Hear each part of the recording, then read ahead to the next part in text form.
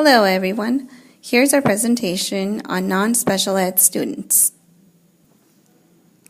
The process of identifying these students begins with teacher documentation, like the example we provided by Mrs. X. Students who excel in the classroom are tested for a special program called GATE, which stands for Gifted and Talented Education.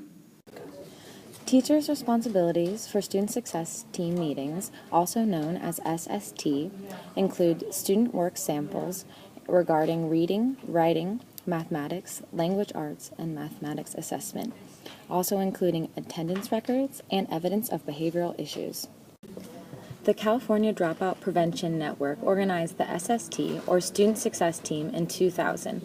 It was originally known as the Student Study Team, but was revised to Student Success Team to help schools everywhere identify and implement early intervention processes.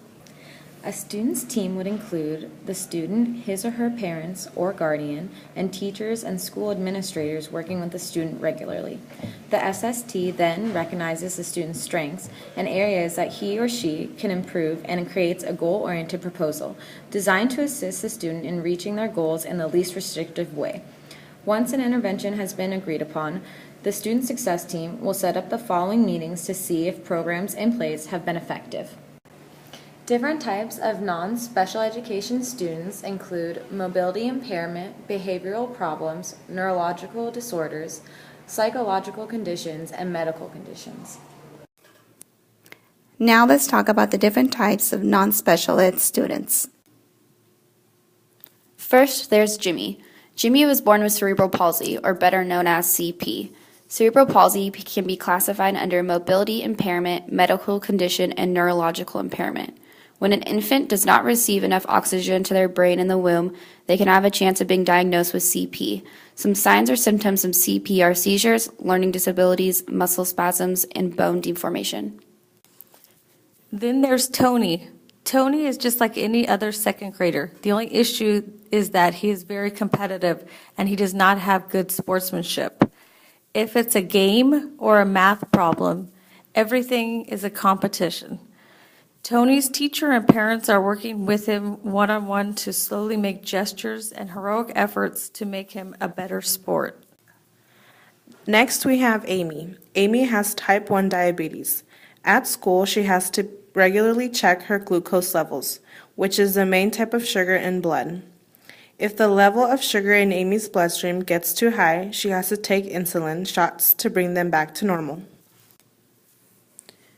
We also have Bobby. When Bobby was 4, he was taken out of his home and put into foster care.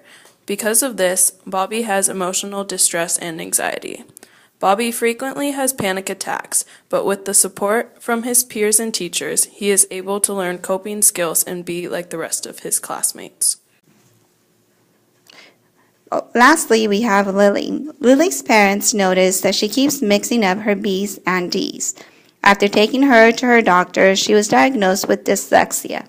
Because of this, it is hard for Lily to understand phonemic awareness, phonics, and rapid word recognition. Now that we have introduced the non-special ed students in the classroom, let's talk about how we can accommodate them. The 504 Plan is part of the Rehabilitation Act of 1973. It's a civil rights law that prohibits discrimination towards anyone with a disability or impairment. This law is mandatory in every school district. The 504 Plan's goal is to come up with accommodations that a struggling student will need to have the same opportunities and perform at the same level and pace as their peers.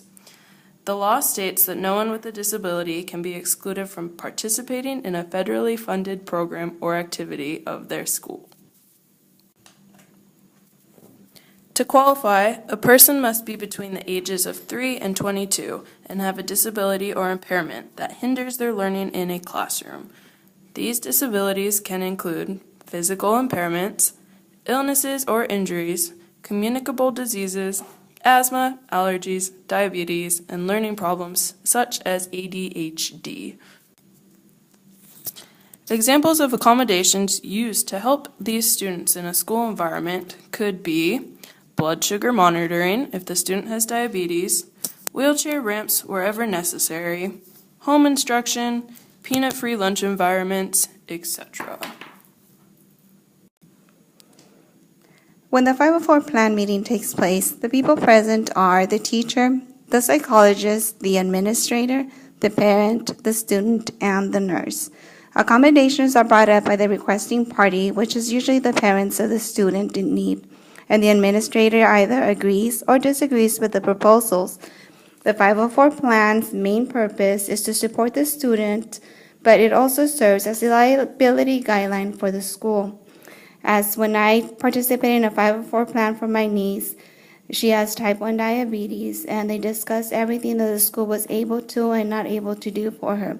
One of the things that they did not agree with was if any field trips take place, us as a family, we have to provide someone to go with her on the field trips since there isn't a nurse that is allowed to go with her on field trips.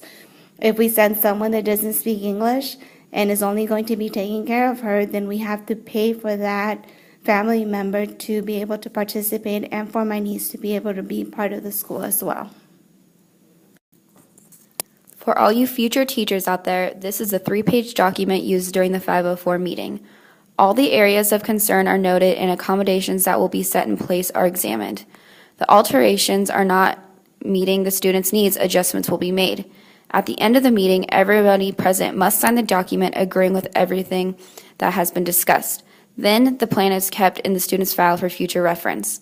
Once time has passed and the 504 plan has been reviewed, you can state on the form if there's any modifications, adjustments, or health concerns that will be noticed.